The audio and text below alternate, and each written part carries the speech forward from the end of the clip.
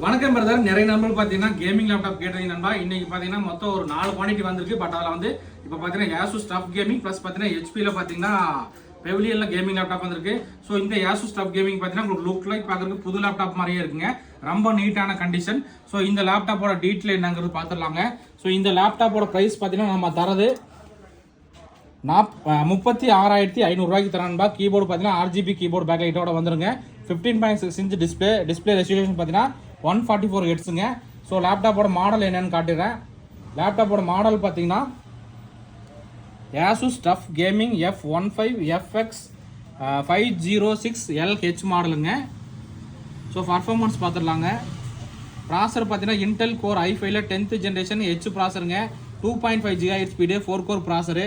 RAM பார்த்தீங்கன்னா நமக்கு 8 GB RAM DDR4 மொத்தம் 32 GB ரேம் சப்போர்ட் ஆகும். அதே மாதிரி SSD பார்த்தீங்கன்னா 512 GB NVMe SSDயோட வந்திருக்கு.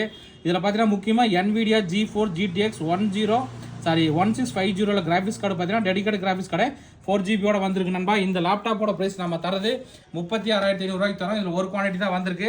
அதே மாதிரி இது பார்த்தீங்கன்னா HP பெவிலியன்ல i5ல 9th generation 8 GB RAM 512 GB SSD 1650 4 GB graphics card 33,500 ரூபா வரும். ஓகே நண்பா, தேங்க்யூ.